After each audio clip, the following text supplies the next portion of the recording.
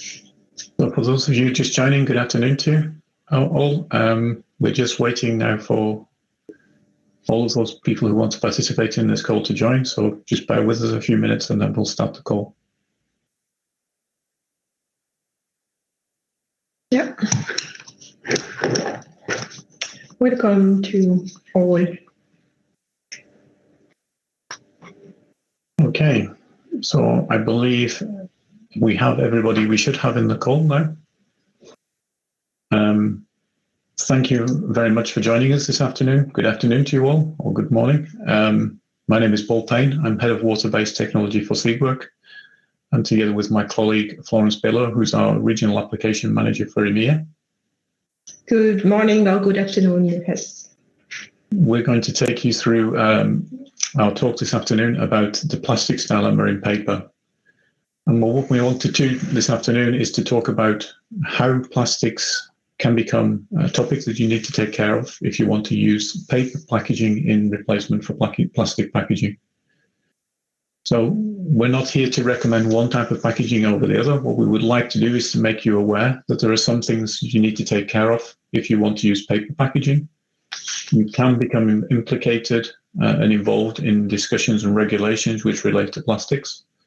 We're going to take you through a brief background to the plastics discussion, some information about the regulations which apply to plastics, in particular from a European perspective. Then we will also share with you some examples to hopefully to make that live a little bit more and to help you to understand that regulation, which is unfortunately a little bit complicated. And then we'll talk about a secondary problem that we see for plastics, which is a discussion about microplastics, which are the very small particles of plastics we see, which can come later in the stages of the paper recycling process. So that's our outline. Bear with me while in the first few slides while we go through the plastics definitions. I'm sure it will get easier to understand and more interesting as we go through the presentation. If you have questions, we will have time at the end of the session. Please log them into the chat and we'll take them at the end of the presentation.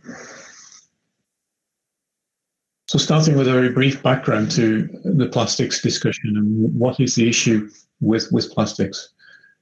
I think we've all seen the pictures in the media where we've seen animals damaged by plastics, trapped or wrapped up in plastic fishing nets, or where they've eaten some kind of plastic packaging or other plastic material. And obviously the response was immediate and very strong to that, both from the media and from the public at large. There was a real backlash against plastic and an intention to try to do something about that. And the problem here is not, of course, the plastic itself. The plastic packaging has a very good purpose. It's a very good packaging material. It brings a lot of extra value and benefits to the packaging. But of course, it's a question about when that package finds its way into the environment, what can happen then at a later stage. And of course, then we're talking about leakage through incorrect disposal, or whether simply a lack of infrastructure, as there is in some countries, where simply the packaging isn't collected and then unfortunately finds its way into the environment. As a consequence of that, there was an unprecedented speed of response from the European Union and an implementation of a regulation which is known as the Single-Use Plastics Directive. The idea behind this directive was twofold. It was one, where there's a technical alternative to a plastic material, then let's try to replace it with something which is not made from plastic.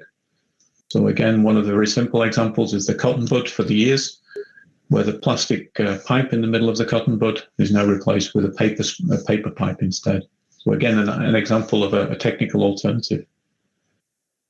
The second topic was then to address leakage into the environment. So if you can't replace it, how can you prevent it from being leaked into the environment and incorrectly collected and recycled? What can we do about that? And here the regulation set about defining responsibilities for producers to try to limit the amount of plastic finding its way into the environment, either through actions to mitigate and to prevent the leakage, or in some cases where it was considered to be very, very difficult to actually to put into place things like bans and restrictions. And there again, the reason behind this, except for these horrific pictures we've already seen, is that of where the animals are caught up in the plastic. The secondary part is that the plastics don't disappear. We've seen examples, I'm sure, and you've all seen them yourselves, of plastic packages or materials which have been in the ocean or in the environment for 50, 60 years, and they're still very clearly a plastic material. What does happen is, however, is that those plastics, particularly in the ocean, get broken down into smaller and smaller particles. They don't biodegrade, they simply get smaller. And this has led to a secondary discussion, which is about microplastics.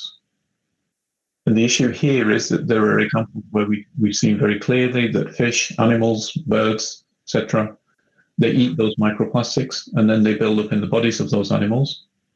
And of course, we don't know at this stage what is the effect of those microplastics long-term on those animals. Again, to prevent this becoming a problem, a hidden problem that we don't know about right now, the idea is as far as possible to reduce the amount of microplastics finding its way into the environment. And now there's a discussion ongoing in Europe, which is about restricting the use of microplastics, and in particular, the use of microplastics which are intentionally added.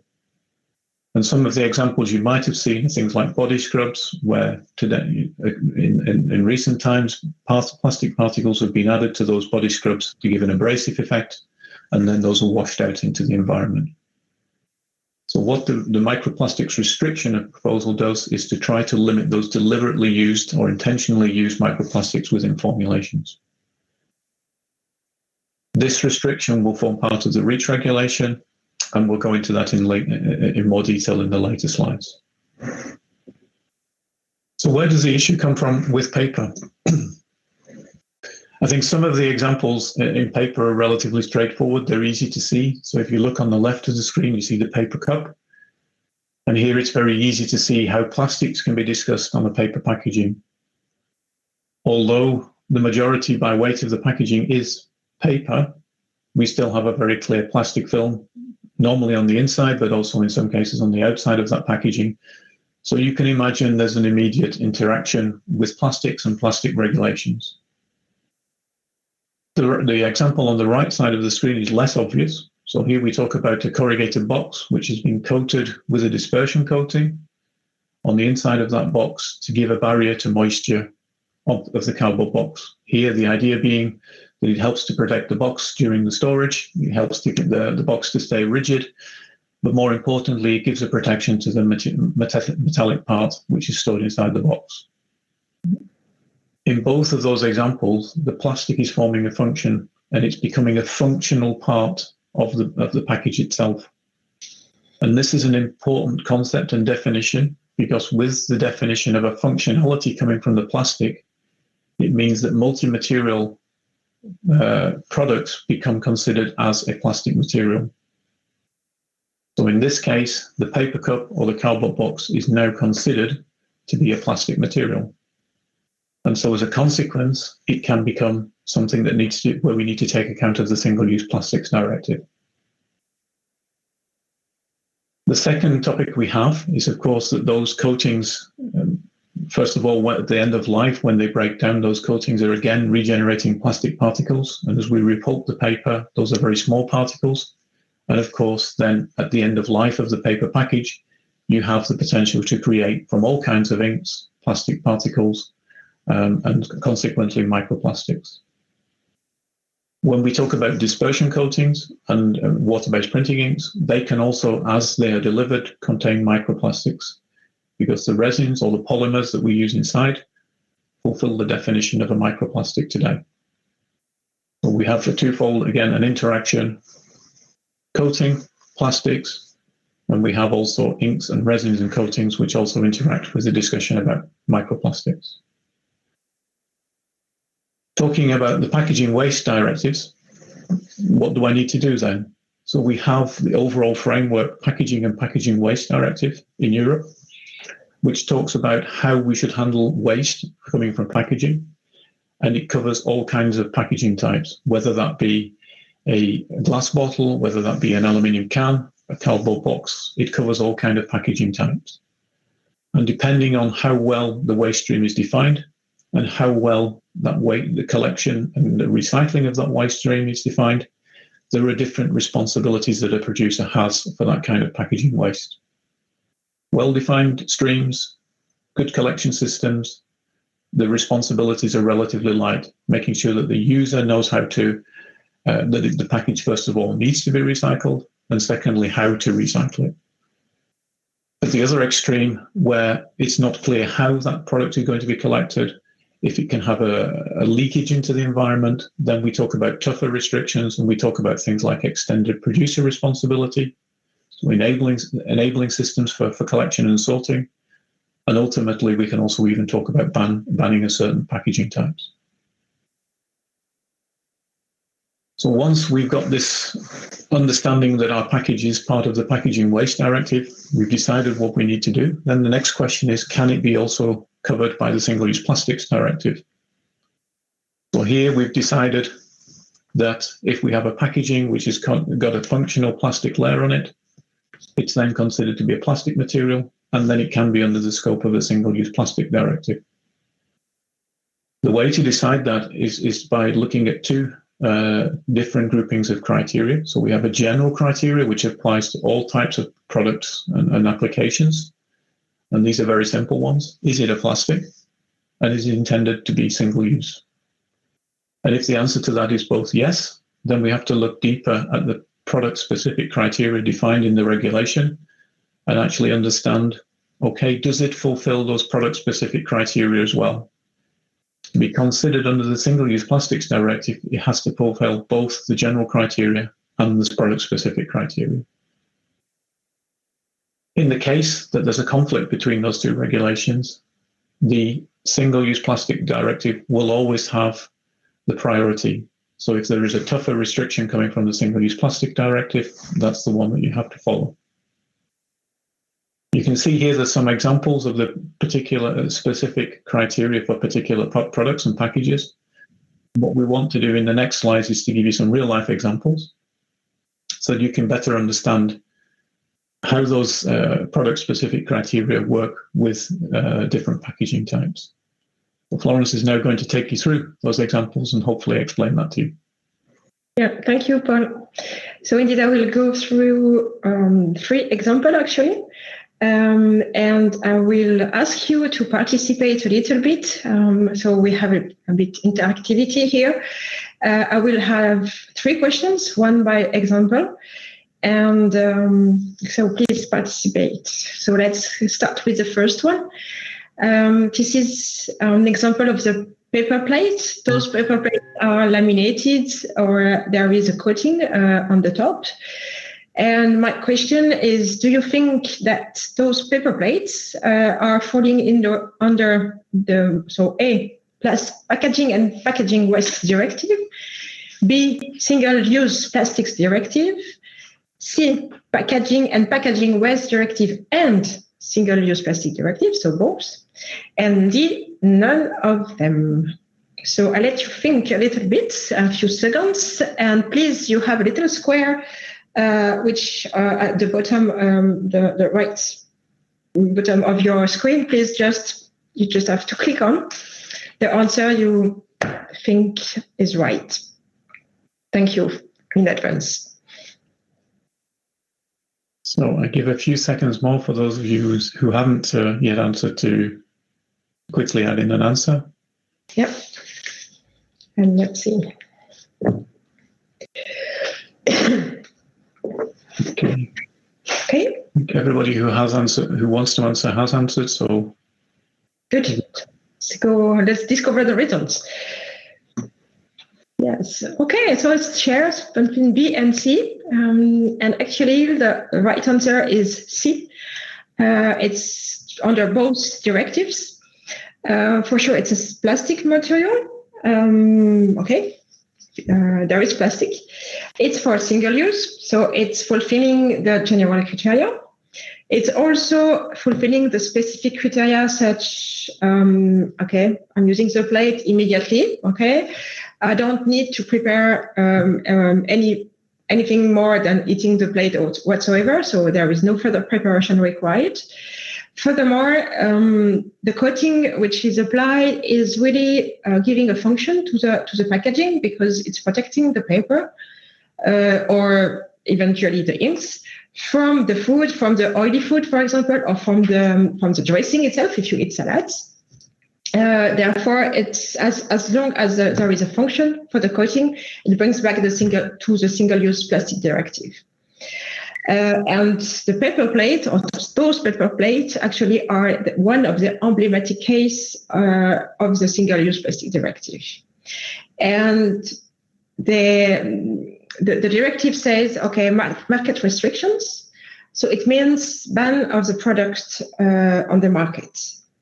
However, because we all like picnics, and especially with pandemic time, there is some way forward to replace those coatings or those film. Either you are using biodegradable packaging, either your coating must be non-plastics. Non-plastic meaning either soluble resin, you have to use soluble coating, which for plates not really recommended. Either you have to use a coating which is natural resin being exempted from the single-use of plastic directive. Either you have to use a coating which is biodegradable. And at Silver, we have developed coatings based on natural resins for such application so we can still have paper plate and we can still go for picnics with those paper plates. Then I will move to my second example, which are the paper cup this time. So those paper cups which are PE coated, inside for sure, sometimes also out. And I will have the same questions.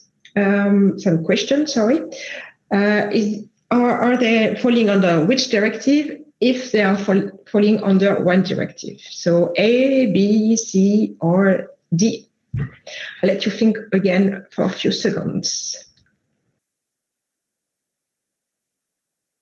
So, and I will not sing during the few seconds. Sorry.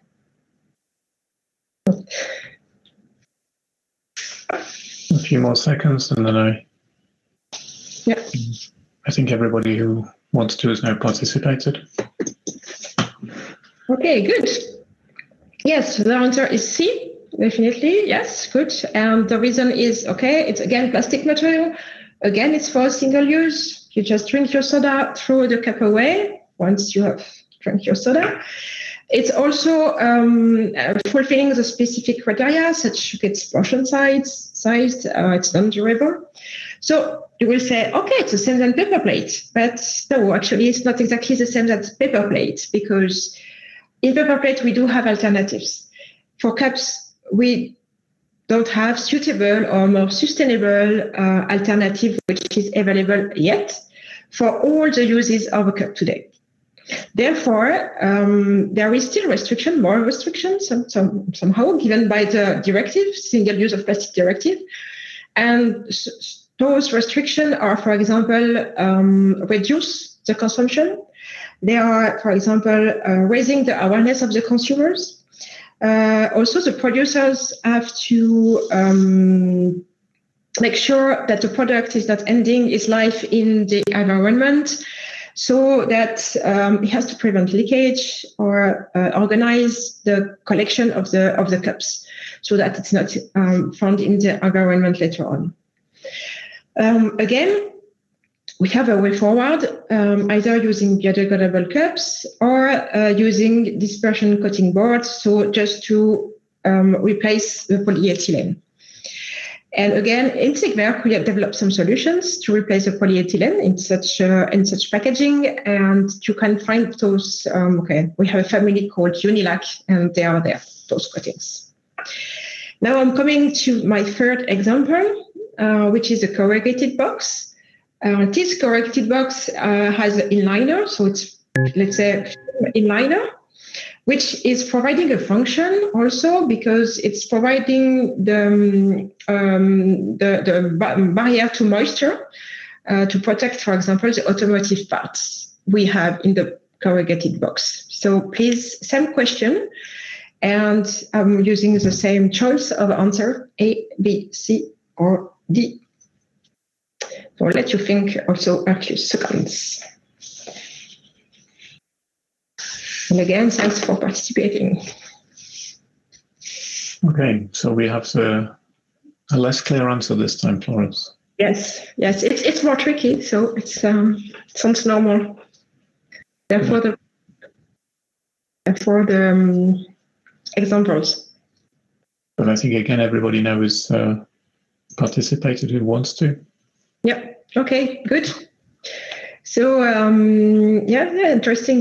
interesting results, and the right answer is A. Actually, it's indeed a plastic material. It's indeed for single use. You just take out the automotive part out of the box, and usually the box you don't use it again. But doesn't fulfill the specific criteria. You don't have food consumed from the package directly. It's not intended for immediate consumption. Those kind of packaging are already really made for storage of goods. Moreover, where those packaging are used, it exists a system of collecting and treating the waste. So there is likely no leakage in the environment. Therefore, there is no more restriction than the one existing today. So it doesn't mean you have still duties. So you have still to collect and treat the waste still, but not more than the one we have today. So no short-term action is required. However, this is just a matter of time, and there will be more restrictive regulation sooner or later. So it's always better for a paper packaging to reduce the content of plastic in it. And we also do have barrier coatings to replace, for example, in that case, the PE inside the corrugated box. So these three examples was just to show you the complexity of those paper packaging, which are containing plastics. So it's really depending on the structure. It's really depending also in the intended use of the packaging. We have seen between the corrugated boxes or the cups, for example. And it's also very depending on the way the waste is handled today. If you have a lot of, paper plate or cups in the environment like this without any treatment, then for sure the restriction will be stronger, I would say. Where the corrugated box, it's very seldom that you find that in the nature. So depending on all these parameters, there's more or less restrictions. Then I will give you a short, I will talk about microplastics, which might become also the big topic of tomorrow. So microplastics, so what are they? They are solid particles of synthetic polymers, which are very small. So current definition is from 1 nanometer to 5 millimeters. And they can degrade to smaller and smaller and smaller and smaller particles. They are resistant to degradation or biodegradation. They are also practically impossible to remove after their release in the environment. Therefore, and a bit complicated, and we don't know the long-term consequences. In Europe, since 2018, European Commission has requested that to work on this topic, and a lot of discussion has been done, especially on the microplastic, which are intentionally added to products, and how to reduce, how to prevent, or how to avoid their release in the environment. So the consultation is still going on, and the idea is to have a proposal of a restriction and have a law adopted in 2022. And 2022, it's just tomorrow. For sure, there will be a transition period till 2025. That doesn't mean microplastics are banned. It just means, and it is rather important, it means that there will be the obligation to report the release of microplastics by, we have to describe the use, we will have to give the information on which microplastic, which type, and also an estimation of the quantity, so that we can follow what is released actually. And as a majority of water-based dispersion coatings or inks will be impacted if they are containing microplastic, it means that chemical manufacturers, inks, coating manufacturers, but also printers, also coaters will be impacted too, because we do have this microplastic, and printers and coaters, because they are also handling wet inks or liquid inks or wet coatings or adhesives even, and those can contain microplastics. And if you are washing your printing unit, then you might find microplastic in the wastewater that you will have to treat. The other big topic is then, as already Paul mentioned, the microplastic can be generated from all the inks during the recycling of the paper. So to think about that. So it looks like we have issue with the raw materials, as they in coatings or inks, as they might contain pigments, and those pigments can be resinated.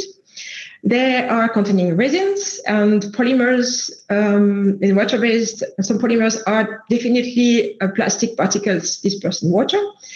And we do have also wax, such, for example, polyethylene wax, which is also plastic dispersed in water. Saying that, we need to react, and Sigwerk started and is substituting those raw materials to avoid microplastics. So for the pigments in water-based, we can use uncoated pigment, so there are no plastic. For the resin, we can rather go to soluble, biodegradable, or natural, and we go for natural resin. Same for the waxes, we can replace PE wax by natural wax. So the journey, and very interesting and challenging, but really promising journey, has started to replace those microplastics in water-based inks.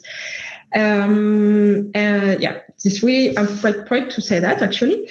And so let's just start it. But let's see how the future looks, and I will give Paul the pleasure to conclude. Thank you, Florence. Welcome. So I think it's a discussion. We're on a journey now, and Sigwerk have already started quite a lot of work to take us already on the first steps of this journey, whether that be towards replacing coated materials or plastic coated materials, which can be entangled in the Single-Use Plastics Directive. Even where there's a ban, we have our Uninature lac product based on natural resins, which can, for some application, offer an alternative, a plastic-free solution to those kind of coatings. For those other coated materials where there's not a ban for the moment, but there are restrictions coming into place, we have the Unilac barrier products, which again can offer a way to help you to reduce the amount of plastic which is coming from the coating. So typically a dispersion coated paper product would have 2 to 4 times less plastic material added onto the package compared to an extrusion coated or a film laminated material. So again, already a good step forward in reduction of the use of plastics in paper. Okay. And finally, when we talk about the interaction with the microplastics discussion, with our Uninature inks, and also what we formulate with our Unilac products, we're already working on the journey towards reducing the amount of microplastics coming from the inks and from the coatings themselves. So we're already on the journey, and we're striving continuously towards enabling paper materials which don't have an influence of the coating or the paper, or the ink, which can contribute to plastic coming from the paper. Thank you very much for your attention this afternoon, ladies and gentlemen. I hope you've found it interesting and we've helped to explain some of this topic. If you have any questions now, I would be very happy, and along with Florence, to answer those questions. And again, if you want to ask a question, please write the message into the chat. Yeah, thanks. Who can apply exact solution which you described? Only conversions or paper? So a question from Ralph regarding our solutions that we offer, where they can be applied either by printers or converters, or also paper and board manufacturers. And the answer is both. Obviously, with the inks, they're designed for printers and converters. But with the Unilike products, here we are already working with printers and converters to apply them on their printing machines or coating machines. But we're also in discussion with paper manufacturers and looking to see how we can apply them onto paper machines as well. And then a question from Ricardo. What additives or resins are used in production of PE blow film other than high density PE? So we use a PE film with some similar characteristics to paper. I'm really sorry, Ricardo. I'm struggling to understand your question. Maybe if you'd like to go into that in detail offline or put more detail into the chat, we can try to pick that up. But for the moment, I really don't understand the question, I'm afraid. And then a question for Jeff: are there WVTR and OTR barrier options for paper-based packages? For WVTR, yes, we're working on coatings there. We can achieve a certain level of performance today. It's certainly not at the same level of fill right now, but we are getting much closer towards applications which would be suitable for even kind of chocolate applications or sugar-coated applications. So we're talking about achieving a result of something around 20 grams per square meter per day under temperate conditions. For oxygen barrier, at the moment, we're not working on that. That's one of our objectives for this year. So I think oxygen barrier will be something which will come, but I still see that to be a little way into the future.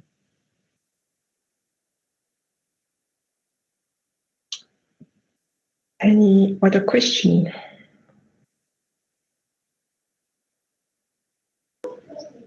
Okay. We do still have a few more minutes if there's something that you would like to pick up. Yes.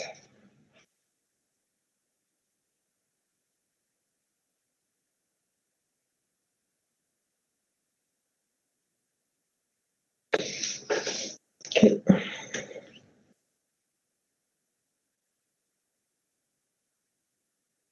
Okay.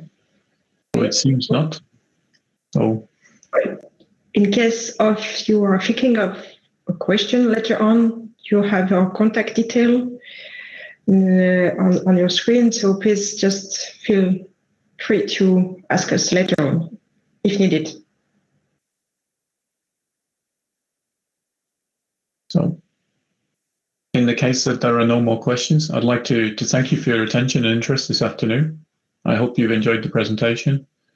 And I would ask you to now start to make your way back to the Central Forum, and hope you enjoy the rest of the presentation and have a very good end to the day. Thank you very much. Thank you. Bye.